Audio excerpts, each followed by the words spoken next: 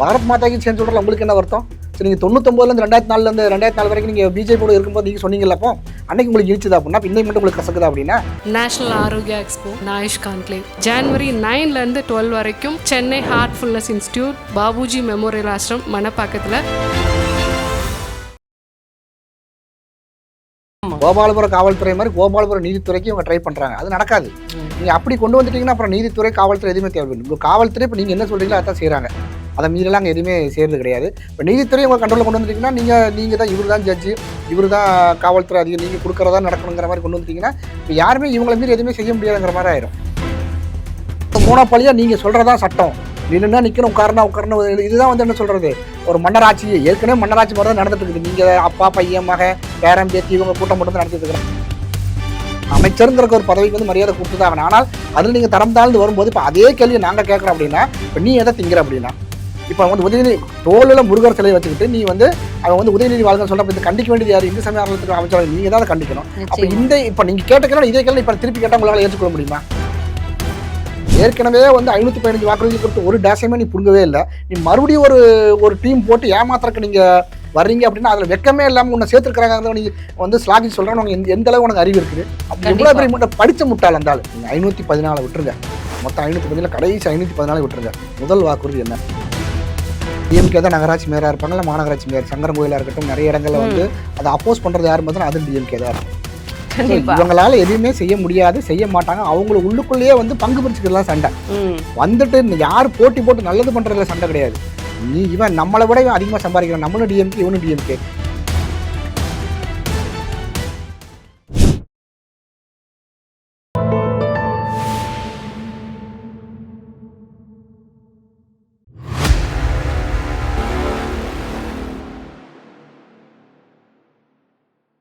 தாமரை TV நேயர்களுக்கு அன்பான வணக்கம். இன்று நேர்காணலில் சிறப்பு விருந்தினர் பாஜகவை சார்ந்த முனைவர் சிவசங்கர் அவர்கள் நம்மோடு இருந்திருக்கிறார். சார் வணக்கம். சார், திருப்பரங்குன்ற விவகாரம் எல்லாருக்குமே தெரியும், இது எந்த நிலையில இருக்கு அப்படின்னு. இன்னைக்கு கவர்னர் அவர்களும் வந்து ஒரு முக்கியமான தன்னுடைய கருத்தை சொல்லியிருக்காரு. நீதித்துறை ரொம்ப அச்சுறுத்தலுக்காக இருந்தது, ஆனால் நீதித்துறை நீதியை வழங்கி இருக்கிறது, ஆனா நீதித்துறையை இன்னைக்கு வந்து பயத்தில் இருக்கிறது அப்படிங்கிற மாதிரியான ஒரு கருத்தை கவர்னர் ரவி அவர்கள் சொல்லியிருக்காரு. நீதித்துறை யாரை பார்த்து பயப்படுது? இல்லை, யாரை பார்த்துன்னா இவங்க திராவிட முன்னேற்ற கழகம் வந்து பயமுறுத்துறாங்க. அவங்க யாரை பார்த்து அவங்க பயப்படலை. ஏன்னா நீங்கள் அவங்க பயந்துருந்தாங்க அப்படின்னா வந்து மறுபடியும் ஜட்ஜ்மெண்ட்டும் பார்த்தீங்கன்னா வந்து கரெக்டான ஜட்ஜ்மெண்ட் தான் கொடுத்துருக்காங்க. இவங்க ஜென்ரலாகவே திமுக வந்து தனக்கு சாதகமாக வரலன்னா அதை அப்போஸ் பண்ணக்கூடிய கூட்டம் தான். இப்போ இதே 3 நீதிபதிகளுமே இவங்களுக்கு சாதகமாக கொடுத்துருந்தாங்கன்னா அவங்க தான் வந்து நீங்கள் டாப் 3ல இருப்பாங்க தமிழ்நாட்டில். ஸோ அந்த அளவுக்கு இவங்க வந்து சப்போர்ட் பண்ணியிருப்பாங்க. இவங்களுக்கு எப்போல்லாம் சாதகமாக வரல, இவங்களோட என்னென்னா ஏற்கனவே நம்ம டிஸ்கஸ் பண்ணியிருக்கிறது பல தடவை பண்ணியிருக்கிறோம். கோபாலபுரம் காவல்துறை மாதிரி கோபாலபுரம் நீதித்துறைக்கு இவங்க ட்ரை பண்ணுறாங்க. அது நடக்காது. நீங்கள் அப்படி கொண்டு வந்துட்டீங்கன்னா அப்புறம் நீதித்துறை காவல்துறை எதுவுமே தேவை. உங்கள் காவல்துறை இப்போ நீங்கள் என்ன சொல்கிறீங்களோ அதான் செய்கிறாங்க.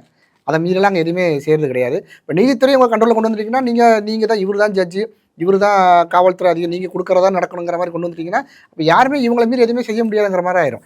இப்போ நீங்கள் அந்த ஒரு ஜட்ஜுக்கு எதிராக வந்து நீங்கள் இம்பீச்மெண்ட் கொண்டு போனீங்க, இப்போ இவங்க 2 பேருக்கு எதிராக கொண்டு போக வேண்டியது அப்படின்னா ஸோ இது எது சரி எது தப்புங்கிறதா வந்து அவங்க சட்டத்துக்கு முன்னாடி என்ன இருக்குது அதைத்தான் அவங்க பார்த்து அவங்க தீர்ப்பு வழங்கிட்டு இருக்கிறாங்க. இவங்க வந்து எனக்கு சாதகமானது நீ தரணுங்கிறத இன்டெரக்டாக வந்து இங்கே ப்ரெஷர் கொடுக்குறாங்க. நேரடியாக அவங்களால கொடுக்க முடியாது, ஆனாலும் இன்டெரக்டா அதுக்குண்டான எல்லா வேலைகளையுமே செய்யறாங்க. இப்ப மேல்முறையீடு இம்பீச் பண்ணி ஒருத்தர் மேல கொண்டு வந்தாலும் இப்ப இந்த 2 பேர் மேலே கொண்டு வர வேண்டியான நிச்சயமா இல்ல, அவங்களுக்கு நல்லாவே தெரியும். அதாவது இப்ப இங்க அவங்க யாரும் முட்டாள்லாம் கிடையாது, நல்லாவே தெரியும் இது வந்து இம்பீச்மெண்ட் கொண்டு போனாலும் நடக்காது. இவங்க வந்து ஒரு வெற்று பிம்பத்தை உண்டாக்கணும், ஒரு மக்கள் மத்தியில் வந்து ஒரு அந்த அந்த இடத்துல உட்காந்து தீர்ப்பு வழங்குறதுக்கு ஒரு ப்ரெஷரை கொடுக்கணும். நீங்கள் சாதாரணமாக உட்காந்து வேலை பார்க்கும், ப்ரெஷரைஸ்டாக உட்காந்து வேலை பார்க்க நிறைய டிஃப்ரென்ஸ் இருக்கும். உங்களுக்கு எந்த ப்ரெஷருமே இல்லைன்னா நீங்கள் வந்து ரொம்ப நல்லா வேலை பார்ப்பீங்க. உங்களுக்கு ஒரு ப்ரெஷர் கொடுத்துக்கிட்டே இருக்கிறாங்க அப்படின்னா அந்த ப்ரெஷர் வந்து உங்களுக்கு ஏதோ விதத்தில் உங்களுக்கு பாதிப்பு. வெங்கட்ராமன் டிஜிபி வந்து நெஞ்சு வலின்னு வெளியே போனார். அதாவது நம்ம வந்து அரசியல்வாதிகளுக்கு நெஞ்சு வலி வந்து பார்த்துருக்குறோம், டிவியில் பார்த்துருக்குறோம். நம்ம நிஜ வாழ்க்கையிலுமே வந்து நிறைய அரசியல்வாதிகளுக்கு அந்த செந்தில் பாலாஜி எப்படி அழுதாருங்கிறது எல்லாருக்குமே தெரியும். ஸோ அவர் வந்து பேண்ட்ல வந்து யூரின் போனாருங்க நம்ம சொல்லலை, டிஆர் பாலு தான் சொல்கிறாரு. அவர் அந்த அளவுக்கு நீங்கள் கொடுமைப்படுத்துனீங்கிறாரு. அதே கேட்டகரியில் ஒரு டிஜிபிக்கு, அதாவது கஷ்டப்பட்டு படித்து யூபிஎஸ் எக்ஸாம் கிளியர் பண்ணி 35 வருஷம் சர்வீஸில் இருந்த ஒரு மனுஷனையே வந்து நெஞ்சு வலி வர வச்சிருக்கிறீங்க அப்படின்னா இப்போ திராவிட முன்னேற்ற கழகம் இந்த லட்சத்தில் இருக்குது. இன்னைய வரைக்கும் உங்களால் ஒரு டிஜிபியோட உங்களால் அப்பாயின் பண்ண முடியாத நிலைமையில தான் வந்து நீங்கள் இருந்துட்டு இருக்கிறீங்க. அப்பாயின் பண்ண முடியலை, உங்களுக்கு தெரியும். நீங்கள் வந்து டாப் 3ல கொடுத்துருக்க லிஸ்ட்டில் அப்பாயின் பண்ணோன்னா உங்களுக்கு வந்து அது சாதகமாக இருக்காது. இவங்களுக்கு சாதகமாக தான் இருக்கணும். அந்த மாதிரி ஆஃபீஸர்ஸை தான் இவங்க தேடுறாங்க. அதே மாதிரி அந்த நீதித்துறையை அவங்க எதிர்பார்க்குறாங்க. ஸோ அது நடக்கலைங்கிறதுக்கு அப்புறம் தான் வந்து இவங்க இதை மாதிரி வேலைகள்லாம் பார்க்குறாங்க. அவங்க அவங்களுடைய தீர்ப்பை கொடுத்துருக்காங்க. நான் சொல்ல இதே மாதிரி ஜட்ஜ்மெண்ட் ஒரு பிஜேபி ரூல்டு கவர்மெண்ட்ல நடந்திருக்காங்க. பிஜேபி அந்த கவர்மெண்ட்டுக்கு எதிராக வந்திருந்தா யாருமே இந்த அளவு நீதித்துறையில வந்து நீங்கள் உங்களுக்கு அடுத்த ஆப்ஷன் என்ன, நீங்க அப்பீல் போகலாம், மறுபடியும் என்ன பண்ண ரிவ்யூ பெட்டிஷன் போகலாம். அதைத்தான் நீங்க பார்க்க முடியும். அந்த நீதித்துறையை வந்து நீங்க குறை சொல்லுங்கிற அவசியம் இருக்கக்கூடாது. இதே இதுல வந்து ஒரு எம்எல்ஏவோட பையன் வந்து அவரு ஜட்ஜா இருக்கிறாரு. இப்போ அதை வந்து குறை சொன்னா நீங்க ஏத்துக்கிடுவீங்களா? அப்போ அவரோட ஜட்ஜ்மெண்ட் எல்லாமே வந்து திமுக சாதகமா இருக்குதா இல்லையாங்கிற நமக்கு தெரியாது. அப்போ அவர் கொடுக்குற ஜட்ஜ்மெண்ட் எல்லாம் ஃபார் எக்ஸாம்பிள் நேச்சுரலாவே அது அமைதுன்னு வைங்க, திமுக ஒரு நமக்கு நியூட்ரலா இல்லாம நம்ம பார்வைக்கு வந்து ஆப்போனண்டா தெரியுதுன்னா அப்போ அந்த ஜட்ஜை நம்ம குறை சொன்னா ஏத்துக்கிடுவாங்களா? ஏத்துக்கிட மாட்டாங்க. முதல்ல அதை செய்யக்கூடாது. முதல்ல நீதித்துறைங்கிறது வந்து ஒரு குறிப்பிட்ட ஒரு கட்சிக்குள்ள வந்துருச்சு அப்படின்னா வந்து நீங்க கேட்கணுங்கிற அவசியம். அப்ப நீங்க எல்லாரும் கோபாலபுரத்தெல்லாம் கொண்டு நிக்கணும். காவல்துறை உங்க கண்ட்ரோல்ல தான் இருக்கு. இப்ப நீதித்துறை உங்க கண்ட்ரோல் இருந்தா எல்லாரும் இவங்க சொல்றதா நடக்கணும். அதாவது ஒன் மேன் ஆர்மி மாதிரி போயிடும். மோனோபாலியா நீங்க சொல்றதா சட்டம், நில்லுன்னா நிக்கணும், உட்காரணும். இதுதான் வந்து என்ன சொல்றது, ஒரு மன்னராட்சி. ஏற்கனவே மன்னராட்சி மாதிரி தான் நடந்துட்டு இருக்குது. நீங்க அப்பா பையன் மகன் பேரன் பேத்தி இவங்க கூட்டம் மட்டும் தான் நடத்திட்டு இருக்கிறாங்க. இன்னும் ரொம்ப மோசமா போயிடும். ஸோ நீதித்துறை அதெல்லாம் எதையுமே பயப்படாம அவங்களுக்கு பயங்கிறது முதல்ல ஒன்றும் கிடையாது. முதல்ல நம்ம அதை வந்து பயப்படுறாங்கன்னு சொல்ல முடியாது. ஆனால் இவங்க த்ரெட்டன் பண்ணும்போது நிறைய கேஸில் பார்த்தீங்கன்னா நீதித்துறை வந்து அந்த ஜட்ஜெலாம் விலகியிருப்பாங்க, இந்த கேஸில் நான் எடுக்கலை. ஸோ நீங்கள் நிறைய விஷயங்கள் அது பார்த்துக்கலாம். அதனால் இன்டெரக்டாக அவங்க ப்ரெஷர் பண்ணுறாங்க. ஸோ அந்த ப்ரெஷருக்குலாம் வந்து நீதித்துறை வந்து பயப்படாது. அவங்களுடைய வேலைகள் தான் பார்க்குறாங்க. இவங்க மக்களை ஏமாற்ற வேலைகளை வந்து நீங்கள் தொடர்ச்சியாக செஞ்சுக்கிட்டே இருக்கிறாங்க. ஒரு தீபயாத்திரத்தில் உங்களுக்கு என்னங்க ஆயிரப்போகுது? நான் இதை வந்து இன்னொரு பேட்டியில் சொல்லியிருக்கிறேன். இதே துர்கா ஸ்டாலின் அம்மையார் வந்து தீபயாத்திரை சொல்லியிருந்தாங்கன்னா வந்து அந்த ஜட்ஜு வந்து அவங்க ஃபார் எக்ஸாம்பிள் இதே 3 ஜட்ஜு ஏற்றக்கூடாதுன்னு சொன்னால் துர்கா ஸ்டாலின் அம்மையார் வந்து ஏற்றணும் சொன்னால் இவங்க ஏற்றிருப்பாங்க. உங்களுக்கு யார் விருப்பப்பட்டாங்கிறதா முக்கியம். சாதாரண மக்கள் விருப்பப்படுறதுக்கு வந்து இவங்க ரெடி கிடையாது. நான் இதே கேள்வி கேட்குறேன். சாதாரண மக்கள் விருப்பப்படுறாங்க, ஒரு ஹிந்து மக்கள் கட்சியோ இல்லை வந்து ஹிந்துத்துவா அந்த அந்த கோயிலை பாரம்பரியமாக ரெகுலராக போயிட்டு வரவங்க அதை ஃபாலோ பண்ணுறவங்க விருப்பப்படுறாங்க, இவங்களுக்கு அதை அப்போஸ் பண்ணுறாங்க. நான் என்ன சொன்னேன், இதை மறுபடியும் சொல்ல துர்கா ஸ்டாலின் அம்மையார் விருப்பப்பட்டிருந்தாங்க அப்படின்னா நடந்திருக்கும். இப்போ அறநிலைத்துறைக்கும் தேவஸ்தானத்துக்கும் வந்து கோர்ட் வந்து பயங்கரமாக ஒரு கொட்டு வச்சிருக்கு. இதுக்கு முன்னாடியே பார்த்தீங்க அப்படின்னா கோவில்களில் வந்து தமிழிசை சவுந்தரராஜன் கோவிலுக்கு போகும்போதும் நீ வா போன உரிமையில பேசின சேகர் பாபு, இப்போ சுசீந்திரன் கோயிலில் வந்து பாரத் மாதா கி ஜே அப்படின்னு பேசும்பொழுது என்னத்தை நீ சாப்பிட்ற அப்படிங்கிற மாதிரி அவர் அசிங்கமாக கேட்டாரு. சரி, அதுக்கப்புறம் வந்து அந்த விவகாரத்தில் கொஞ்சம் சேகர் பாபா அமைதியாக இருக்கிறார் அப்படின்னு பார்க்கும் பொழுது அடுத்ததாக வந்து அது எந்த கோவில் அப்படின்னு கண்டுபிடிக்க முடியாத அளவுக்கே பாத்தீங்கன்னா உதயநிதி ஸ்டாலின் வாழ்க வாழ்க வாழ்கவே அப்படின்னு ஒரு கோஷத்தை எழுப்பிக்கிட்டு போறாங்க. அதுவும் தேரை இழுத்துக்கொண்டு முருகருடைய தேரை இழுத்துக்கொண்டு இப்படி போகும் பொழுது இது என்ன மாதிரியான ஒரு நிலையில இருக்கு அறநிலைத்துறை? தரங்கட்ட ஆளை கொண்டு ஒரு இடத்துல வச்சீங்கன்னா நீங்க வந்து ஒரு உயரிய பண்புகளை யார்கிட்ட எதிர்பார்க்கணும்னா நல்ல மனிதர்கள் இருந்தவங்க நீங்க உயரிய பண்புகளை எதிர்பார்க்கணும். கண்டிப்பா சேகர் பாபுக்கு அதுக்கு ஆப்டே கிடையாது. முதல்ல வந்து அந்த ஆள் அந்த போஸ்டிங்க்கு ஆப்ட்டு கிடையாது. ஒரு என்ன சொல்றது, யாரை எப்படி மதிக்கணும் அந்த இதே கிடையாது. உனக்கு வந்து உங்களுக்கு வந்து கோபாலபுரத்துக்கு நீங்க கொத்தடிமையா இருக்கணும், கடைசி வரைக்கும் பதவியில் இருக்கணுங்கிறது மட்டும்தான் உங்களுடைய எண்ணம். அது மூலம் எவ்வளவு சம்பாதிக்கணுங்கிறதா எண்ணம். நம்ம இருக்கிற பதவிக்கு நம்ம வந்து உண்மையா இருக்கிறோமா இல்லை, அதாவது ஒரு கோயிலுங்கிற புனிதமான இடம், உங்களுக்கு நம்பிக்கை இருந்தால் அங்கே இருங்க, இல்லைன்னா நீங்க வெளியே வந்துருங்க. அங்கே இருந்துகிட்டு நீங்க இதை மாதிரி நீங்க செய்யக்கூடாது. ஏன்னா நீங்க இந்து சமய அறநிலைத்துறை அந்த அறநிலையத்துறையில் இருந்துட்டு நீங்க ஹalleluya நீங்க சொல்றீங்க. நான் என்ன சொல்ல, உங்களுக்கு விருப்பமாக தான் நீங்க தனியாக கோயிலுக்கு போங்க, சர்ச்சுக்கு போங்க, மசூதிக்கு போங்க. அது வந்து தனிப்பட்ட மனிதன் விருப்பம். அதை யாருன்னு சொல்லணுங்க, யாருமே வந்து தடுக்க முடியாது. நீங்க ஒரு இந்து சமய அறநிலைத்துறை அமைச்சராக இருந்துக்கிட்டு நீங்க வந்து இன்னொரு இதை பத்தி நீங்க பேசுறீங்க அப்படின்னா உங்களோட எண்ணங்கள் எல்லாம் எங்க இருக்குன்னா இங்க இல்ல. நீங்க முழு உடன்பாடோட நீங்க ஒரு இடத்துல வேலை பார்க்கணும். அதை நீங்க செய்ய மாட்டேங்கிறீங்க. சரி, அது மட்டும் இல்லை, நீங்க கொத்தடிமையா இருக்கிறத நீங்க ஓப்பனாவே ஒத்துக்கிறீங்க. நீங்க கோயில்ல வந்து பாரத் மாதா கி ஜெய்ங்கிறது வந்து கெட்ட வார்த்தை கிடையாது. நீங்க வந்து நான் என்ன சொல்றேன், இது அன்பார்லியமெண்ட்ரி வேர்டுனா நீங்க சட்டமன்றத்தில் சட்டம் ஏற்றுங்க. இந்த வார்த்தையை வந்து தமிழ்நாட்டில் நீங்க யூஸ் பண்ணக்கூடாது. நீங்க ஒரு சட்டம் ஏற்றுங்க. கவர்மெண்ட் உங்ககிட்ட தானே இருக்குது. நான் சொல்றேன், நீங்க உங்களுக்கு இந்த வார்த்தை பிடிக்கல, இந்த வார்த்தை நீங்க சொல்லக்கூடாதுன்னா நீங்க அந்த ஒரு இதை கொண்டு வந்துருங்க. நீங்க ஜீவோவை கொண்டு வந்துருங்க.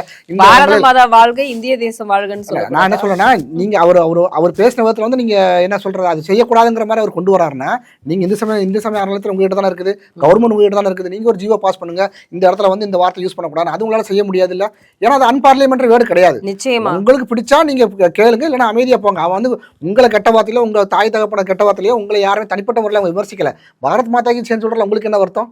சரி, நீங்கள் 99 2004 வரைக்கும் நீங்கள் பிஜேபியோட இருக்கும்போது நீங்கள் சொன்னீங்கல்ல, அப்போ அன்னைக்கு உங்களுக்கு இடிச்சுதா அப்படின்னா இன்னைக்கு மட்டும் உங்களுக்கு கசக்குதா அப்படின்னா சரி, உங்களுக்கு கேட்க விருப்பம் நீங்கள் அமைதியாக போங்க. தனிப்பட்ட முறையில் சேகர் பாபு நீங்கள் தனியாக திட்டிருந்தாங்க, அவங்க குடும்பத்தை திட்டிருந்தாங்கன்னா நீங்கள் வந்து இந்த அளவுக்கு நீங்கள் கோவப்படுறதுக்கு அர்த்தமே கிடையாது. உங்களுக்கு நீங்கள் கொத்தடிமையாக இருக்கணும். இப்போ நீங்கள் யாராவது ஒருத்தருக்கு அதன் மூலம் நீங்கள் பலன் அடையணுங்கிற எண்ணம் தான் இருக்குது. சரி, நீங்கள் இதை சொல்லக்கூடாது அப்படின்னா இன்னொரு அந்த கோயிலில் ஒரு அதாவது எதை சொல்கிற திராவிடம் எந்த அளவுக்கு வந்து கீழ்த்தரமாக இருக்குங்கிறத எண்ணம்.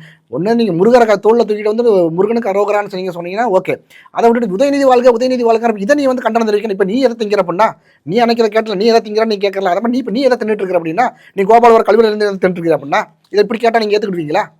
நீ அன்னைக்கு நீங்க இதை கேட்கும்போது என்ன சொல்றது, உங்களுக்குன்னு ஒரு தரம் இருக்குது. அதான் என்ன சொல்றது, அமைச்சருங்கிற ஒரு பதவிக்கு வந்து மரியாதை கொடுத்துதான் ஆகணும். ஆனால் அதில் நீங்க தரம் தாழ்ந்து வரும்போது இப்போ அதே கேள்வியை நாங்கள் கேட்குறோம் அப்படின்னா, இப்போ நீ எதை திங்கிற அப்படின்னா, இப்போ வந்து உதயநிதி தோளில் முருகர் சிலையை வச்சுக்கிட்டு நீ வந்து அவன் வந்து உதயநிதி வாழ்க்கை சொல்ற, இது கண்டிக்க வேண்டியது யார்? இந்து சமய அறநிலையத்துறை அமைச்சர் நீங்க தான் அதை கண்டிக்கணும். அப்போ இப்போ நீங்க கேட்ட இதே கேள்வி இப்போ திருப்பி கேட்டால் உங்களால் ஏற்றுக்கொள்ள முடியுமா? எனக்கு அதை கேட்கணுங்கிற அவசியம் கிடையாது. உங்களுக்கு வயசுக்கு மரியாதை இருக்கிறது, அமைச்சருங்க ஒரு போஸ்டிங். ஆனால் நீங்க தரம் தாழ்ந்து போக போக நான் அதே கேள்வி தான் இந்த இடத்துல வைக்கிறேன்.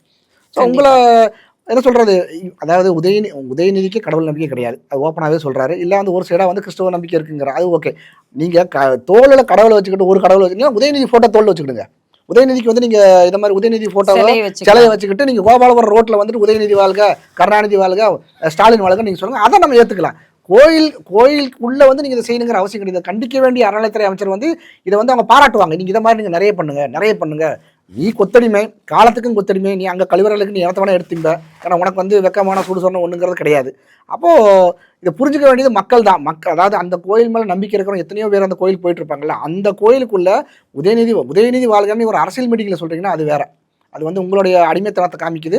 நீங்கள் உங்களோட போஸ்டிங்காக நீங்கள் என்ன வேணால் சொல்லிக்கலாம். ஒரு கோயிலுக்குள்ளே இந்த வார்த்தைகளை நீங்கள் யூஸ் பண்ணுங்கிற அவசியம் கிடையாது. இது உதயநிதியே வந்து கண்டிக்கணும். ஏன்னா நீங்கள் ஒரு துணை முதல்வராக இருக்கிறீங்க, ஒரு பொறுப்பான பதவியில் இருக்கிறீங்க. நீங்கள் உங்களுடைய தொண்டர்கள் இதை மாதிரி செய்யக்கூடாது, அது தப்புங்கிற இவங்க கண்டிக்கணும். ஆனால் இதெல்லாம் வந்து இவங்க வந்து என்ஜாய் பண்ணுறாங்க. மறைமுகமாக வந்து அதை வந்து ஆதரிக்கிறது மட்டும் கிடையாது, உள்ளுக்குள்ள அவங்களுக்கு சந்தோஷம், நம்மளை வாழ்கன்னு சொல்கிறாங்க, எங்கள் கோயிலுக்குள்ளேயே நம்மளை வாழ்கன்னு சொல்கிறாங்க. இதை வந்து நேரடியாக கண்டிக்க வேண்டியது யாருன்னா உதயநிதி அவர்களும் கண்டிக்கணும், சேகர்பாபும் கண்டிக்கணும். சேகர்பாபு கண்டிக்கக்கூடிய ஆள் கிடையாது. அந்த ஆள் இன்னும் 4 இடத்துல போய் சொல்லுங்கன்னு சொல்லக்கூடிய ஆள் தான். ஏன்னா வந்து அவர் எதை திங்கிறாரோ கேட்டால் அதே கேள்வி தான் மறுபடியும் அந்த இடத்துல அவருக்கு நான் வைக்கிறேன். இன்னைக்கு வந்து உங்க கனவு சொல்லுங்க அப்படிங்கிற ஒரு திட்டத்தை வந்து ஸ்டாலின் அவர்கள் வந்து துவக்கி வைக்கிறாரு. திட்டத்தை சொல்றதே இருக்கட்டும், கனவை சொல்றதே இருக்கட்டும், ஆனா இன்னைக்கு ஒவ்வொரு இடங்களாக அரசு ஊழியர்கள்ல இருந்து தூய்மை பணியாளர்களுடைய நிலைமை ரொம்ப மோசமாக இருக்கு. அது மட்டும் இல்லாம இடைநிலை ஆசிரியர்கள் நீட் தேர்வை ரத்து பண்றேன்னு சொன்னது, அவங்க சொன்ன ஒவ்வொரு அறிக்கைகளுக்குமே இன்னைக்கு போராட்டங்களாக வெடிச்சுக்கிட்டு இருக்கு. இப்படி ஒரு நிலைமையில இன்னைக்கு தமிழக அரசு இருக்கும் பட்சத்துல, ஆனா இன்னைக்கு உங்க கனவை சொல்லுங்கன்னு ஒரு திட்டத்தையும் துவங்கி வைக்கிறாரு. என்ன பதில் சொல்லுவாங்க? வெறும் தமிழ், அதாவது தமிழை நல்லா பேச தெரிஞ்சு அந்த என்ன சொல்றது எரிகை முனையோட பேசுறதா இருக்கட்டும், கவர்ச்சியாக பேசுறதாகட்டும், அதை மட்டுமே பேசி ஆட்சியை பிடிச்சது யாருன்னா அது திமுக தான். இன்னே வரைக்கும் அந்த ஒரே ஸ்ட்ராட்டஜி மட்டும்தான், அவங்களுக்கு வேறு ஸ்ட்ராட்டஜிலாம் ஒன்றுமே கிடையாது. இதில் இவங்க ஏற்கனவே 515 வாக்குறுதிகளை கொடுத்தால ஒன்று கூட நிறைவேற்றலை. அதில் எத்தனை நிறைவேற்றாங்க, நிறைய பேர் பார்த்தீங்கன்னா 215 315 ஆளாளுக்கு ஒரு கொடியை பிடிக்க ஆரம்பிச்சிட்டாங்க. நான் என்ன கேட்குறேன்னா, உங்களோட முதல் வாக்குறுதி என்னாச்சு? நீங்கள் 514 விட்டுருங்க, மொத்தம் 515 கடைசி 514 விட்டுருங்க. முதல் வாக்குறுதி என்னாச்சு? அதுக்கு நீங்கள் பதில் சொல்லுங்கள். நீங்கள் நான் வந்து 10 திட்டத்தை அறிவிக்கணும்னு வைங்களேன், நான் வந்து உங்களுக்கு 10 அஷூரன்ஸ் கொடுக்குறேன்னா நான் 10ஐயும் செய்கிறேங்கிறது வர முதல் இதை நான் செய்யணும்ல, அட்லீஸ்ட் நான் 1 செய்யணும்ல. 514 நீங்கள் விட்டுருங்க, நான் 514 விட்டுறேன். முதல் வாக்குறுதி என்னாச்சு? நீங்கள் வந்து சுயாட்சி, மாநில சுயாட்சிங்கிற கதையை 67லேருந்து பிடிச்சிட்டு இருக்கிறீங்க.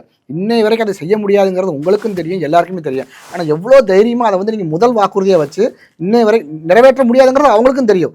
515 வாக்குறுதிகள் கொடுத்தது மட்டுமல்ல, அந்த வாக்குறுதியில் முதல் வாக்குறுதியை நம்ம வந்து நிறைவேற்ற முடியாத நிலைமையில தான் உட்காந்துட்டு இருக்கிறங்கிறது அவங்களுக்கும் தெரியும். ஆனால் மக்களுக்கு அது இன்னும் தெரியல. ஸோ அதுக்குள்ளே வந்து நீங்கள் உங்களோட கனவை சொல்லுங்கள் அப்படின்னா, நீ கனவை சொல்லுங்கன்னா, நீ கடன் வாங்கிட்டே போகிறதே இதை மாதிரி நீங்கள் கடன் வாங்கிட்டே போனீங்கன்னா நாங்கள் எங்கே போய் நிற்போம்? சாதாரண மக்கள்லாம் எங்கே போய் நிற்பாங்க? எங்களுக்கு எங்கே கனவு இருக்குது? கனவு காண்பதற்கே உங்களுக்கு வழி இருக்காதே. உங்களுக்கு 2 லட்ச ரூபா கடன் இருந்ததுன்னா ஒருத்தர் மேலே நீங்கள் 4 லட்ச ரூபா கடன் வந்துருச்சு. 5 வருஷத்துக்கு முன்னாடி ஒரு ஆள் மேலே 2 லட்ச ரூபா கடன் இருக்குதுன்னா, இன்றைக்கி அடுத்த 5 வருஷம், அதாவது கடந்த 50 வருஷத்தில் சேர்த்தே ஒரு ஆள் தலையில் 2 லட்சம் தான் இருந்தது அப்படின்னா, இன்னைக்கு வித்தின் 5 இயர்ஸில் ஒரு ஆளுக்கு 4 லட்சம் வருது. இதை வந்து ஒரு திராவிட அறிவாளி ஜெயகாந்தன், அந்த ஆள் பேர் என்ன, ஜெயரஞ்சனா, ஆமாம், அது ஒரு இது மாதிரி ஒரு அறிவாளிகளை கூட்டத்தில் பொருளாதார நிபுணர். அதாவது இதே ஆள் ஏடிஎம்கே கவர்மெண்ட் இருக்கும்போது ஏடிஎம்கே கவர்மெண்ட் இவ்வளோ கடன் வாங்குறாங்களே, மக்கள் தலையில் இவ்வளோ சுமையாக இருக்குதுன்னு சொன்ன இதே வாயி இன்னைக்கு இந்த திராவிட இவங்களுக்கு ஒரு போஸ்டிங் கொடுத்த உடனே அந்த வாங்குற காசுக்காக இல்லை வந்து என்னன்னு தெரியல, என்ன ஜால்றான்னு தெரியல, இவ்வளோ கேவலமாக பேசக்கூடிய நிலைமையில வந்துட்டாங்க. அதையும் வந்து கட்ட போகிறேன், உங்கள் அப்பா கட்ட போகிறேன், இவங்க அப்பா கட்ட போகிறானா இல்லைனா, நான் என்ன சொன்னேன், உங்கள் அப்பா கட்ட போகிறானாங்கிற வார்த்தை வந்து எனக்கு கேட்டது அன்பார்லிமெண்ட்ரி வரும். ஏன்னா அது வந்து டிஎம்கே காரங்களை அதை யூஸ் பண்ணுறோம். உங்கள் அப்பா சொத்தாங்கிறதெல்லாம் கேட்டுருக்காங்க. ஸோ உங்கள் அப்பா நான் கட்ட போகிறான். ஏன்னா நமக்கு அந்த வார்த்தை யூஸ் பண்ணுங்கிற எனக்கு அது விருப்பம் கிடையாது. ஏன்னா நம்ம ஒரு படித்தவங்க என்ன சொல்கிறது, நம்ம திமுக மாதிரி தரம் தாழ்ந்து போகணுங்கிற அவசியம் கிடையாது. ஆனால் அது அன்பார்லிமெண்ட்ரி வேர்டு கிடையாது. ஏன்னா அது ஒரு ரூலிங் சீஃப் மினிஸ்டராக இருக்கட்டும், டெப்டி சீஃப் மினிஸ்டராக இருக்கட்டும், டிஎம்கே காரங்களே அந்த வார்த்தை யூஸ், உங்கள் அப்பா சொத்தானு டெப்டி சீஃப் மினிஸ்டர் தான் கேட்டான்னு நினைக்கிறேன். அதுக்காக உங்கள் அப்பா நான் கட்ட போகிறேன், உங்கள் அப்பா கட்ட போகிறது இல்லை. அப்போ நீங்கள் எப்படி அந்த வார்த்தையெல்லாம் நீங்கள் யூஸ் பண்ணலாம்? இல்லை நீங்கள் கடன் வாங்குறீங்க, அதெல்லாம் விட்டுருங்க. நீங்கள் கடன் வாங்கி நீங்கள் இதை செய்கிறீங்க, செய்யாமல் போங்க.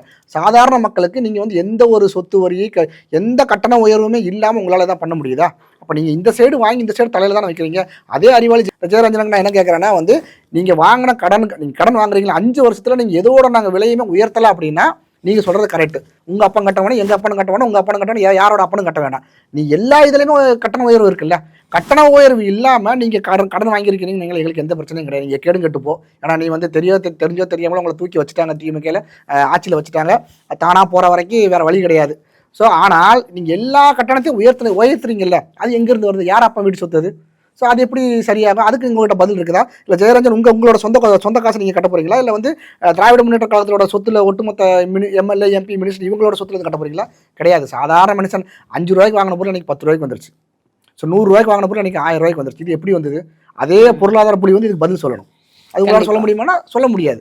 உங்களுக்கு அதான் சொல்கிறேன்ல, உங்களுக்கு வந்து மக்களுக்கு ஒன்றுமே தெரியாது, அரசியல் அறிவு இல்லை அப்படிங்கிற அரசியல்னா பேசிக் நாலேஜ் இதெல்லாம் அவங்க பார்க்குறதே கிடையாது. நீங்கள் 3 வருஷம் வந்து பொங்கலுக்கு எதுவுமே காசே கொடுக்கல. அதாவது எப்படின்னா ஒரு வருஷத்துக்கு 5000 கொடுன்னு சொன்ன ஆளுக்கு நீங்கள் 5 வருஷமும் சேர்த்து நீங்கள் 5000 தான் கொடுத்துருக்கீங்க. ஸோ மக்கள் வந்து அதை வந்து ரொம்ப சீரியஸாக என்ன சொல்கிறது, ஒரு இன்னைக்கு 3000 கொடுத்துட்டாங்களா, இன்னைக்கு 3000 கொடுக்குறாங்கன்னா இந்த சிச்சுவேஷன் பார்க்க இன்னைக்கு என்ன இருக்குது இதை தான் பார்க்குறாங்க. ஸோ அந்த தெளிவான அரசியல் இல்லைங்கிறத இவங்க பயன்படுத்தி கொண்டு தான் வந்து திராவிட முன்னேற்ற கழகம் மறுபடியும் அந்த ஆட்சிக்கு வரதுக்கான எல்லா வேலைகளையும் பார்க்குறாங்க. தைரியமாக பொய் சொல்கிறது மட்டும் இல்லை, இப்போ மிரட்டி பார்க்குற மாதிரி உனக்கு என்ன வந்தது அப்படின்னு கேட்குறாரு. உனக்கு என்ன வந்ததுன்னா உங்களுக்கு என்ன வந்தது? உங்கள் அப்போட சொத்துல நீங்கள் எடுத்து கொடுக்கல. பாதிக்கப்படுறது சாதாரண மக்கள் தானே. ஸோ அந்த சிந்தனைலாம் அவங்களுக்கு கிடையாது. எவன் கெடுக்கட்டு போனான்னா 5 லட்சம் இன்னும் 5 லட்சம் கடன் கோடி கூட இவங்க கடன் வாங்குவாங்க. அது அந்த கடன் வாங்கினா பாதிப்பு நமக்கு அப்படிங்கிறத வந்து மக்களுக்கு புரியணும். அந்த அரசியல் அறிவு வராத வரைக்கும் இதை மாதிரி ஆட்களை வந்து ஆடிக்கிட்டு தான் இருப்பாங்க. சரி, இன்னைக்கு மக்கள் ஒரு நிலையில இருக்காங்க அப்படிங்கிறதையும் ஒரு பக்கத்துல வச்சுக்கலாம் சார். ஆனா இன்னைக்கு திமுகவில் இருக்கக்கூடிய எம்எல்ஏல இருந்து வட்ட செயலாளர்கள்ல இருந்து அமைச்சர்கள் வரைக்குமே வந்து இன்னைக்கு நடு ரோட்ல நிக்கிற மாதிரியான ஒரு நிலை. ஏன்னா திமுக சீட்டு நாங்க தரமாட்டோம், ஏன்னா மூத்த தலைவர்களுக்கு சீட்டு கிடையாது அப்படிங்கிற மாதிரியான ஒரு லிஸ்ட் இருக்கு. சரி, அது ஒரு பக்கம் இருந்தாலும் நமக்கு சீட்டு கிடைக்குமா அப்படின்னு ஒவ்வொரு எம்எல்ஏக்களும் பயந்துக்கிற மாதிரியான ஒரு நிலையில இன்னைக்கு மக்களுக்காக ஒரு கோஷம் போடுற மாதிரி இப்போதான் திருப்பூர் எம்எல்ஏ வந்து அங்க குப்பையே கொட்டிட்டு இருக்குது திராவிட கழகம் அப்படின்னு திராவிட கழகத்துக்கு எதிராகவே வந்து இன்னைக்கு எம்எல்ஏ ஒருத்தர் வந்து போராட்டத்துல இறங்கி இருக்கிறார். மக்களுக்காகவா இல்ல திமுகவை நம்ப வைக்கிறதுக்காகவா? இல்ல, இது எப்படின்னா நீங்க வந்து இந்த நகராட்சி மேயர் மாநகராட்சி மேயர்லாம் பாத்தீங்கன்னா வந்து டிஎம்கே தான் நகராட்சி மேயராக இருப்பாங்க, இல்லை மாநகராட்சி மேயர் சங்கரங்கோயிலாக இருக்கட்டும், நிறைய இடங்கள்ல வந்து அதை அப்போஸ் பண்ணுறது யாரும் பார்த்தா அது டிஎம்கே தான் இருக்கும். இவங்களால எதுவுமே செய்ய முடியாது, செய்ய மாட்டாங்க. அவங்களை உள்ளுக்குள்ளேயே வந்து பங்கு பிரிச்சுக்கலாம் சண்டை வந்துட்டு யார் போட்டி போட்டு நல்லது பண்றதுல சண்டை கிடையாது. நீ இவன் நம்மளை விட அதிகமாக சம்பாதிக்கிறான், நம்மளும் டிஎம்கே இவனும் டிஎம்கே. எனக்கு தெரிஞ்சு ஏகப்பட்ட நிறைய மாநகராட்சி நகராட்சிகளை வந்து மாறி இருக்கிறாங்க. இப்போ இன்னொரு விஷயம், இப்போ நடு ரோட்டில் உட்காந்து ஒரு எம்எல்ஏ போராடுறாங்க. எந்த லட்சணத்தில் திமுகவோட ஆட்சி இருக்குது? அதாவது நீங்கள் ஆசிரியர்கள் போராடுறாங்க, கணினி ஆசிரியர்கள் போராடுறாங்க, வந்து நீங்கள் எல்லா தூய்மை பணியாளர்கள் இன்னைய வரைக்கும் கஷ்டப்படுறாங்க. ஒரு நேரம் சோறு போடுறாங்க, 2 நேரம் சோறு போடுறலாம். இன்னும் சாப்பாட்டுக்கு வழி இல்லாமல் தமிழ்நாட்டு மக்களை ரோட்டு கொண்டு வந்துட்டீங்க. தன்னுடைய கிட்னியை சொந்த கிட்னியை விற்று பிழைக்கிற அளவுக்கு நீங்கள் பிழைக்கிற வேறு வழி இல்லாமல், அப்போ எந்த அளவுக்கு வறுமையில் இருந்தால் அவங்க வந்து வேறு வழி இல்லை அந்த கிட்னி விற்கிற அளவுக்கு கொண்டு வந்துடுறாங்க. அந்த அளவுக்கு நீங்கள் கொண்டு வந்த நீங்கள் உங்கள் கட்சிக்காரரை நீங்கள் கொண்டு வந்து நடு ரோட்டில் உட்கார வச்சிட்டீங்க. அதாவது அந்த பகுதியில் வந்து ஒரு விஷயம் நடக்கலை அப்படின்னா ரூலிங் கவர்மெண்ட் அவங்க நீங்கள் தான் அதை செய்யணும். உங்களுக்கு எதிராக வந்து வெளியிலேருந்து ஒரு ஏடிஎம்கேவோ பிஜேபியோ வேற கட்சிக்காரன் வந்து ரோட்டில் உட்காந்து உங்கள் கட்சிக்காரனே உட்காந்துருக்காங்க அப்படின்னா எந்த லட்சணத்தில் உங்களோட ஆட்சி இருக்குது? உங்களுக்கு அதை பற்றிலாம் எந்த சிந்தனையுமே கிடையாது. உள்ளுக்குள்ளேயே வந்து இப்போ ஏகப்பட்ட கோஷ்டி மோதல் நல்லது நடந்தால் பரவாயில்ல. இப்போ நான் வரணும் நீங்கள் வரணும் அப்படின்னா வந்து 2 பேரும் ஒரே கட்சி அப்படின்னா 2 பேரும் போட்டி போட்டு நல்லது பண்ணுறதுக்கு வந்தால் பரவாயில்ல. இங்கே போட்டி போட்டுட்டு எப்படி திருடலாம்? ஸோ 2 பேருக்கும் திருடுறதுக்கு வழி இல்லை அப்படிங்கிறப்ப அந்த எம்எல்ஏ ஒரு ஆப்ஷனே கிடையாது. எனக்கு இதில் என்னவா இருக்குது அப்படின்னா, ஒன்று அது க்ளீனாக இருந்திருக்காது. இன்னொரு விஷயம் அங்கே பங்கு பிரிக்கல ஒரு சண்டை வந்திருக்கும். இத்தனாயிரம் கோடி வருது, நமக்கு எதுவுமே கொடுக்கவே இல்லையே. அதுவாக இருக்கும், மக்களுக்காகலாம் இவங்க ஒரு நாளும் போராட மாட்டாங்க. அப்போ அந்த எதிர்ப்பை எப்படியா காமிக்கணும்? ஏன்னா காசு வரல. இதே போராடுறாலும் 4 நாள் கழிச்சு பார்த்தீங்கன்னா போராட மாட்டேன், 2 பேரும் ஒன்றா இருப்பாங்க. ஏன்னா கொடுக்க வேண்டியதை கொடுத்துருப்பாங்க. நம்ம இதை எப்படி எடுத்துக்கிறோம்னா திமுக காரங்களே போராட்டம் கிடையாது, இவங்க ஒரு நாள் போராட மாட்டாங்க, பங்கு பிரிக்கிறதுக்காக மட்டும்தான். இவங்க மக்களுக்காக இவங்க போராடுறாங்க. என்னைக்கே வந்து இவங்க அதாவது கண்டினியூஸாக செகண்ட் டைமோ தேர்ட் டைம் ஒரு கவர்மெண்ட் வரலன்னா ஆன்டி இன்கம்பன்சி அதிகமாக இருந்தால் மட்டும் தான் வர முடியாது. ஆன்டி இன்கம்பன்சி எப்படி அதிகமாக இருக்கும்? நீங்கள் எதுவுமே செய்யவே இல்லையே. இப்போ அந்த பகுதி மக்களுக்கு நீங்கள் ஏதாவது செஞ்சிருந்தா தானே உங்களுக்கு நல்லது. அதான் சொல்கிறேன், அந்த எதுவுமே செய்யலைங்கிறத நம்ம எப்படி புரிஞ்சுக்கலாம்னா, ஆப்போசிட் பார்ட்டி யாராவது ஒருத்தவங்க போராடுறாங்கன்னா வந்து அவங்க அரசியல் ஆதாயத்துக்காக போராடலாம். உன் சொந்த கட்சிக்காரனே போராடுறாங்க, அப்போ இதை எப்படி எடுத்துக்கிடுவீங்க? இப்போ அந்த லட்சணத்தில் தான் இருக்கா சொல்கிறேன்ல. எல்லாரும் போராட ஆரம்பிச்சிட்டாங்க, சொந்த கட்சிக்காரன்னு போராட ஆரம்பிச்சிட்டாங்க. அந்த லிஸ்ட்டில் இவங்களும் வந்துட்டாங்க. ஸோ அதனால் அவங்களுக்கு தெரிஞ்சு போச்சு நம்மளால எதுவும் பண்ண முடியல. ஏன்னா இப்போ நீங்கள் 4.5 வருஷம் என்ன பண்ணுனீங்கன்னு நாளைக்கு ஒரு ஓட்டு கேட்டு போறாரு அப்படின்னா ஏன் சண்முகம் கம்யூனிஸ்ட் சண்முகமே சொல்லிருக்காரு இவங்க எதுவுமே செய்யல எதை வச்சு ஓட்டு கேட்க போறாங்க, அவங்க பெட்டி வாங்குவாங்க. இந்த வார்த்தையை சொல்லியிருக்க எதுக்காகன்னா கூட 2 கோடி கிடைக்கும். அவங்களும் மக்களுக்காகலாம் வந்து செய்யணுங்கிற அவசியம் அந்த சிந்தனையெல்லாம் அவர் சொல்லியிருக்க மாட்டாங்க. அப்படி சொல்லியிருந்தாங்கன்னா அந்த கூட்டணி விட்டு வெளியே வந்திருக்கணும்ல. இப்போ உங்களால் உங்க கண் பார்வையில எல்லாமே தெரிஞ்சு எதுவுமே நடக்கலன்னு தெரியுது. அப்ப நீங்க கூட்டணி என்ன சொல்லியிருக்கணும், நீங்க கட்டாயம் அதை வந்து செஞ்சு கொடுக்கணும்னு சொல்லியிருக்கணும். ஆனா அவங்களால செய்ய வைக்க முடியல. அப்ப நீங்க கூட்டணி விட்டு வெளியே வர வேண்டியன. ஆனா உங்களுக்கு நான் எப்படி புரிஞ்சுக்கிறேன் அப்படின்னா, லாஸ்ட் எலெக்ஷனுக்கு 25 கோடி கொடுத்தாங்க. இப்போ அதே மாதிரி இதை மாதிரி நம்ம ஒரு சில குறைகள்லாம் சொன்னோம்னா கூட ஒரு 5 கோடி கிடைக்கும். மக்களுக்காகலாம் இவங்க வந்து மக்களுக்காக இவங்க செய்யறதா வந்து என்னைக்கே கூட்டணி விட்டு வெளியே வந்திருப்பாங்க. கூட்டணி விட்டு வெளியே வந்து நாங்கள் எதிர்பார்த்து போன கூட்டணி வேற, ஆனால் இங்கே எதுவுமே நடக்கலை, அதனால நாங்கள் கூட்டணி விட்டு வெளியே வர சொன்னோம். ஆனால் நாங்கள் வெளியே வர தயாராகவே இல்லையே. காசு தான் கூட 25 கோடி கூட 10 கோடி கிடைக்குமா, அவ்வளோதான். அதே மாதிரி தான் திருப்பூர் எம்எல்ஏ, இதில் தான் நமக்கு எதாவது ஆதாயம் கிடைக்குமா, அந்த லட்சணத்தில் தான் இருக்குது. மறுபடியும் நான் சொல்ல வர்றது என்னன்னா, அரசியல் அறிவு வந்து சாதாரண மக்களுக்கு வரணும். அதை ஒரு பாடமாக அவரை கொண்டு வரலாங்கிறதா என்னுடைய கருத்து. ஏன்னா நீங்கள் பேசிக் பொலிட்டிக்கல் நாலேஜ் இல்லைங்கிறத பயன்படுத்தி தான் இங்கே இவ்வளோ அட்டுழியும் பண்ணுறாங்க. இங்கே சாதாரணமாக ஒரு கவர்மெண்ட்டாக இருக்கட்டும், ஒரு வேலை பார்க்குற இடமா இருக்கட்டும், உங்களுக்கு வந்து நான் அடுத்த வருஷம் 5,000 ₹5,000 தரேன்னு சொன்னால் எந்த எம்ப்ளாயுமே வந்து சார் நீங்கள் போன வருஷம் எனக்கு 5,000 தரேன்னு சொன்னீங்கல்ல, நம்ம தைரியமாக கேட்பேன். இவன் வந்து வருஷத்துக்கு 5,000 தரேன்னு சொல்லிட்டு 5 வருஷம் சேர்த்து 5,000, 25,000 கொடுக்க வேண்டிய இடத்துல 5,000 வந்திருக்குது. இது சாதாரண ஒரு 3ஆம் கிளாஸ் 4ஆம் கிளாஸ் குழந்தைக்கு ஒரு வருஷத்துக்கு 5,000 தர சொன்னால் 5 வருஷத்துக்கு 25,000 கொடுத்துருக்கணுமே. நமக்கு வந்து மொத்தமே 5 வருஷம் சேர்த்து தான் 5,000 வந்திருக்கணும். 20,000 நம்ம லாஸ் ஆயிருக்குதுங்கிறது சின்ன குழந்தைங்களுக்கு கூட தெரியும். ஒரு கால்குலேஷனுக்காக சொல்கிறேன். ஆனால் மக்களுக்கு தெரியலையே இன்னும். மக்கள் அதை வந்து இன்னும் புரிஞ்சிக்கவே இல்லை. அதனால தான் நான் சொல்கிறேன், அந்த பேசிக் பொலிட்டிக்கல் நாலேஜுங்கிறது இல்லை. அது வந்துருச்சு அப்படின்னா இப்போ நீங்கள் வேலை பார்க்குற இடத்துல கேள்வி கேட்குறீங்க, சார் 25,000 நீங்கள் தர வேண்டிய இடத்துல வெறும் 5,000 கொடுத்துக்கிறீங்க, அப்போ 20,000 எனக்கு என்னோட அமௌண்ட் வந்து நீங்கள் தரல அப்படிங்கிறத வந்து ஒரு உரிமையோடு நம்ம கேட்கறதுக்கு நம்ம முயற்சி பண்ணுறோம். அந்த இதை கவர்மெண்ட்டை பார்த்து இவங்க கேள்வி கேட்கணும். இப்போ இவங்க ஓட்டு கேட்டு வர்றாங்கன்னா அன்னைக்கு கேள்வி கேட்கணும். இவங்க வந்து இந்த மறுபடியும் வந்து வாக்குறுதிகள் உண்டாக்குறதுக்கு ஒரு டீம் உண்டாக்கியிருக்கிறாங்க. இதை நான் கட்டாயம் சொல்லி ஆகணும். நான் ஒரு ஆர்டிக்கல் படித்தேன், அதில் ஒரு முட்டாள் தான் சொல்லுவேன், அதாவது படித்த முட்டாள்னு சொல்லுவேன். எதுக்காக அப்படின்னா, அவர் வந்து அந்த குழுவில் சேர்த்ததுக்கு வந்து அவர் பயங்கரமாக வந்து ஸ்லாகிச்சு போட்டிருந்தாரு. ஏன்னா முட்டாள், நீ வந்து 515 வாக்குறுதிகள் கொடுத்து அதையே ஒன்றுமே நீ ஒரு டேஷுமே வந்து நீ நிரப்பலை. நான் எதுக்கு நான் டேஷ்னு சொல்கிறேன், அதையும் வந்து ஸ்டாலின் அவர்கள் தான் அந்த வார்த்தையை சொன்னார். நான் சொன்ன 2 வார்த்தையுமே வந்து அன்பார்லிமெண்ட்ரி வேர்டு கிடையாது. எனக்கு அதை யூஸ் பண்ணது விருப்பம் கிடையாது. ஆனால் ஒரு துணை முதலமைச்சர் யூஸ் பண்ண வேர்டு தான் உங்கள் அப்பா சொத்து, உங்கள் அப்பாவோட சொத்தா. இந்த டேஷ்ங்கிறத ஸ்டாலின் அவர்கள் தான் வந்து சமீபத்தில் ட்விட்டரில் போட்டிருந்தார். ஸோ அதனால் அவர் யூஸ் பண்ணதை பார்த்து தான் நான் யூஸ் பண்ணுறேன். ஸோ அந்த முட்டாளை பார்த்தா நான் கேட்குறேன், உனக்கு அறிவே இல்லையான்னு கேட்குறேன். ஏன்னா ஏற்கனவே வந்து 515 வாக்குறுதிகள் கொடுத்து ஒரு டேஷையுமே நீ புடுங்கவே இல்லை. நீ மறுபடியும் ஒரு டீம் போட்டு ஏமாத்துறக்கு நீங்கள் வர்றீங்க அப்படின்னா அதில் வெக்கமே இல்லாமல் உன்னை சேர்த்துருக்கிறாங்க. நீ வந்து ஸ்லாகி சொல்கிறேன், உனக்கு எந்த அளவு உனக்கு அறிவு இருக்குது. அப்படி எவ்வளோ பெரிய படித்த முட்டாள் அந்த பேர் தெரியல. பேர் தெரிஞ்சா கட்டாயம் பேர் சொல்லிடுறேன், பேர் தெரியல. அப்போ எவ்வளோ தைரியமாக அந்த ஃபோட்டோ பார்க்கும்போது எனக்கு இப்போ நம்ம வந்து 5 வருஷம் நான் உனக்கு இதெல்லாம் சொல்கிறேன் செய்கிறேன்னு சொல்லி ஒரு குழுவில் நம்ம பேர் இருக்குது, எதுவுமே செய்யலை. என் கண்ணு முன்னாடியே தெரிஞ்சு எதுவுமே செய்யலை. பாதிக்கு பாதி கூட செய்யலை. நான் தான் சொல்கிறது, முதல் வாக்குறுதியை நீங்கள் நிறைவேற்றலை. மறுபடியும் வந்து இன்னொரு டீம் போட்டு ஏமாத்திரக்கு என்ன கூப்பிடுறாங்க. நானும் அந்த கூட்டத்தில் போய் உட்காந்துருக்கேன்னா நீ கேள்வி கேட்க வேண்டாமா சார், நம்ம ஏற்கனவே நீங்கள் கொடுத்தா நீங்கள் செய்யலை, மறுபடியும் அந்த கூட்டத்துக்கு வந்தீங்கன்னா நான் ரோட்டில் போகும்போது 4 பேர் என்னை பார்த்து கேள்வி கேட்பேன், அந்த வெக்கமான சூடு சொல்ல வேண்டாம். அதை விட்டுட்டு என்ன டேஸுக்கு இவன் வந்து தைரியமாக போட்டிருக்கிறேன், என்ன அந்த கூட்டத்தில் சேர்த்துருக்காங்க. ஏமாத்திர கூட்டத்தில் உன்னை சேர்த்துருக்காங்க, உனக்கு அந்த அறிவு கூட இல்லாமல் நீ எல்லாம் படிச்சதுக்கு. அதெல்லாம் அதை பார்க்கும்போது நமக்கு அவ்வளோ கோவம் வருது. நீ ஏற்கனவே 5 வருஷம் ஏமாத்திட்டு மறுபடியும் 5 வருஷம் ஏமாத்துறதுக்கு ஒரு டீம் போடுற, அதில் உன்னை சேர்த்துக்கிறாங்கிறத நீ வந்து கூச்சமே இல்லாமல் சொல்லணும். உனக்கு என்ன அறிவு இருக்குது, என்ன டேஸ் அறிவு இருக்குன்னா கேட்கணுங்கிறத எனக்கு தோணுது. காங்கிரஸ் வந்து எல்லா இடத்துலையுமே வந்து அதாவது காங்கிரஸ் கூட்டணியில இருக்கு அப்படிங்கிறது எல்லாருக்குமே வந்து தெரியுது. ஆனா ஒவ்வொருத்தரும் வந்து ஜோதிமணி அவர்கள் ஒரு பக்கம் பேசுறாங்க, செல்வ பெருந்தகை ஒரு பக்கம் பேசுறாரு, சசி தரூர் வந்து அவர் எப்பவுமே நேர்மையாக பேசக்கூடிய ஒரு அது மட்டும் இல்லாம வந்து பிரவீன் சக்கரவர்த்தி அவர்கள் வந்து அவர் வந்து விஜய்க்கு ஆதரவாகவும் பேசுறாரு. நேற்று காங்கிரஸ் வந்து ஜனநாயகத்துக்கு வந்து ஆதரவாகவும் வந்து ஒரு ட்வீட் போட்டிருந்தாங்க. இந்த மாதிரி இது ஒரு பக்கத்துல இருந்தாலும் சிதம்பரம் அவர்கள் வந்து எப்பவுமே காங்கிரஸ் அப்படின்னு தெரியும். அவர் வந்து அதானி அம்பானிக்கு வந்து எதிராக வந்து அவரும் வந்து அவங்களுக்கு வந்து அப்பீலாக போயிட்டு இருக்கு. ஏன் காங்கிரஸ்குள்ளேயே வந்து இவ்வளவு குடைச்சல் சலசலப்புகள் வந்து என்ன காரணம்? அதான் சொல்றேன், அவங்களுக்கு வந்து ஒரு தலைமை பண்பு, ஒரு நல்ல தலைமை பண்பின் கீழே யாருமே கிடையாது. இப்போ மோடிஜி இருக்கிறாரு அப்படின்னா அவருக்கு கீழே வந்து எல்லாருமே இருக்கிறாங்கன்னா அவர் கரெக்டாக கொண்டு போயிட்டு இருக்கிறாருங்கிற ஒரு காரணத்துக்காக தான் எல்லாருமே அவர் சொன்ன மாதிரி செய்யறாங்க. இப்போ அவராக இருக்கட்டும், அதுக்கு அடுத்து இருக்கிற அமித்ஷா இருக்கட்டும், அங்கே ஒரு லீடருங்கிற வந்து கரெக்டாக லீடராக இருக்கிறார். இங்கே லீடராக கிடையாது. இங்கே எலெக்ஷன் நடந்துட்டு இருக்கும், அவர் வந்து அவுட் ஆஃப் இந்தியாவில் இருப்பார். இங்கே வந்து 2 நாளைக்கு ஒரு கடமைக்கு, அதாவது உங்களுக்கு அந்த போஸ்ட் வந்து அந்த ராகுல் காந்தி அவர்கள் வந்து அது ஈஸியாக கிடைக்கும். யாருமே வந்து கஷ்டப்பட்டு கீழே இருந்தெல்லாம் வரல. அது வந்து பரம்பரை மாதிரி தான், இன்ஹெரிட்டன்ஸ். அப்பாவுக்கு அப்புறம் பையன், தாத்தா, பாட்டி, பேரன் அந்த இதில் வந்ததுனால அந்த தலைமை பண்புங்கிறது முதல்ல கிடையவே கிடையாது. இப்போ உள்ளுக்குள்ளே பார்த்தீங்கன்னா 4 முக்கில் இருப்பாங்க. ஒவ்வொருத்தரும் ஒவ்வொரு காரணம் இருப்பாங்க. நீங்கள் பிரவீன் சக்கரவர்த்தி அவர் ஓப்பனாகவே சொல்லியிருக்கிறார், யாரோ ஒரு சில பேர் காங்கிரஸ்காரங்க திமுக முட்டு கொடுக்குறாங்கன்னா அவங்க ஏதோ ஒரு ஆதாயத்துக்காக தான் சப்போர்ட் பண்ணுறாங்கன்னா அவர் ஓப்பனாகவே சொல்றாரு.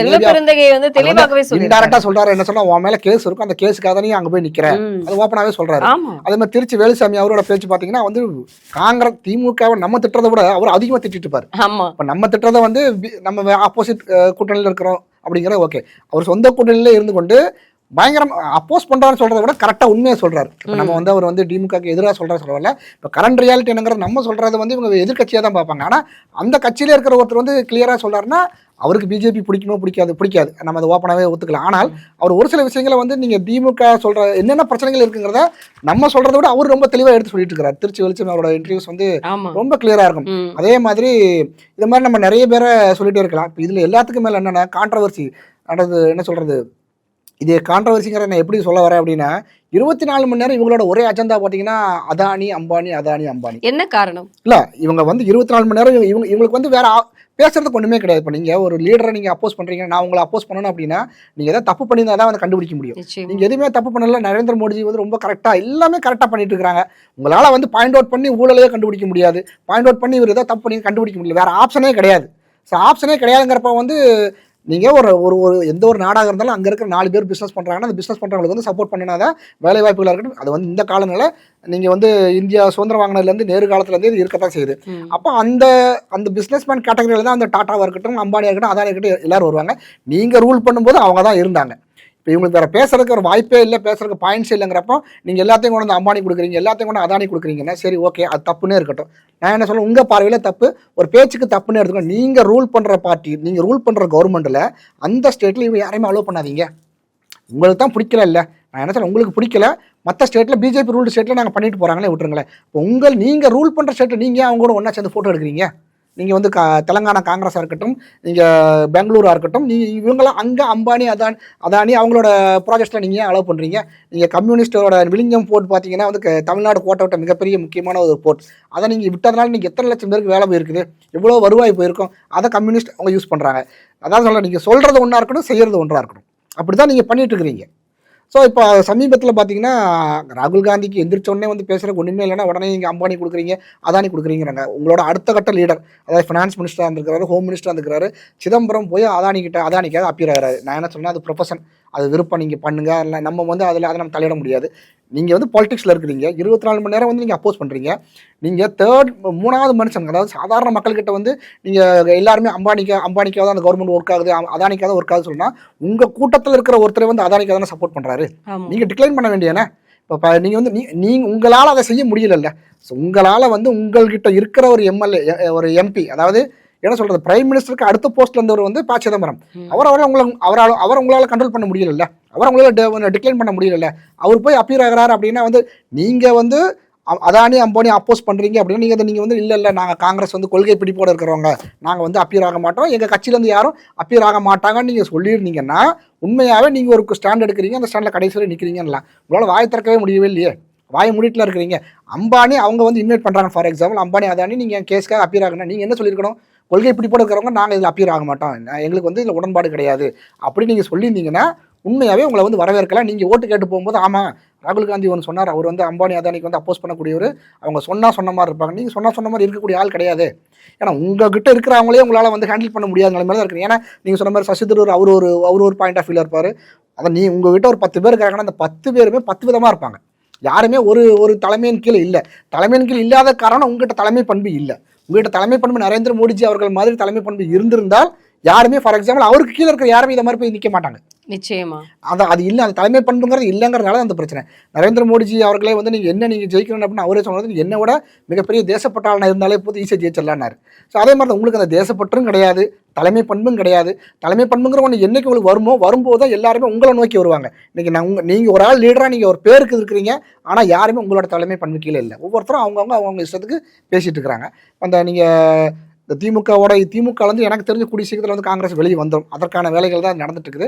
ஏன்னா அதனால தான் வந்து ஒவ்வொரு லீடருமே வந்து ஒவ்வொரு மாதிரி பேசிட்டு இருக்காங்க. நீங்கள் அதிகார பகிர்வை பற்றி பேசுகிறாங்க, உண்மையாக வந்து வரவேற்க வேண்டியது தான். ஏன்னா வந்து நீங்கள் 50-60 வருஷம் வந்து நீங்கள் திமுக கூட்டணியிலே உட்காந்துட்டு இருக்கிறீங்க, எதுவுமே செய்யவே இல்லை. அது நீங்கள் சென்டரில் நீங்கள் எங்களோட அதிகாரத்தை அனுபவிச்சிங்க, ஏன் இப்போ நீங்கள் ஸ்டேட்டில் எங்களுக்கு கொடுத்தா என்னங்கிற கேள்வி இப்போ தான் வர ஆரம்பிச்சிருக்கு. ஏன்னா நீங்கள் நியர்பை ஸ்டேட்லாம் அது வந்துருச்சு. ஏன் நீங்கள் தமிழ்நாட்டில் வந்து என்ன பிரச்சனைனா, நீங்கள் திமுக அங்கம் வகிக்காத மத்திய அமைச்சரவையே கிடையாது. எல்லா அமைச்சரவையிலுமே அந்த அங்கம் வச்சிருக்காங்க. ஏன் அவங்களுக்கு வந்து நீங்கள் ஸ்டேட்டில் வந்து மினிஸ்டரில் நீங்கள் கொடுக்க மாட்டேங்கிறீங்க, கொடுக்குறதுக்கு உங்களுக்கு விருப்பம் கிடையாது. ஸோ அதை வந்து இவங்க பாயிண்டாக எடுத்துருக்காங்கன்னா 2 விதம். நான் பார்க்குறது வந்து அந்த கூட்டணியை விட்டு வெளியே வரணும். ஏன்னா திமுக அதை செய்யாது. கூட்டணியை விட்டு நீங்கள் வெளியே வரணும் அப்படின்னா நம்ம வெளியே வரும்போது ஒரு ரீசன் வேணும். இதை நம்ம 2 to 3 months பேக் முன்னாடி நம்ம பேசியிருக்கிறோம். ஸோ அந்த வெளியே வர்றதுக்கான அறிகுறிகள் இது. கட்டாயம் வந்து இது கூடிய சீக்கிரத்தில் வெளியே வருவாங்க. இல்லைனா அதிகமாக டிமாண்ட் பண்ணுவாங்க. டிஎம்கே கிட்ட அதிகமாக டிமாண்ட் பண்ணுவாங்க. ஏன்னா காங்கிரஸ் இல்லாமல் திமுக ஜெயிக்க முடியாது அப்படிங்கிறத காங்கிரஸ் ரொம்ப ஆணித்தரமாக எல்லாரும் பேச ஆரம்பிச்சிட்டாங்க. 2 ரீசன். ஒன்று, எனக்கு அதிகமாக சீட் கொடு, மினிஸ்டர் பெர்த் கொடு. இல்லை அப்படின்னா வந்து நான் வெளியே போயிடுவேன் அப்படின்னு இன்டெரக்டாக த்ரெட்டன் பண்ணுறாங்க. செல்வ பெருந்தகை போன்ற கொத்தடிமை, அதாவது திமுகவோட நவீன கால கொத்தடிமை தான் நம்ம சொல்லணும். ஏன்னா அதை மாதிரி ஆட்கள் தான் வந்து அங்கே போய் காலில் விழுந்துருக்காங்க. அதுக்கு காரணம் நம்ம சொல்லலை, பிரவீன் சக்கரவர்த்தி சொல்லிட்டாரு. நீ உனக்கு கேஸ் இருக்குங்கிறதுனால நீ போய் காலில் விழுந்துருக்காங்கிறத அது அவரே சொல்லிட்டாரு. ஸோ பார்க்கலாம் நம்ம கூடிய சீக்கிரத்தில் என்ன நடக்குது.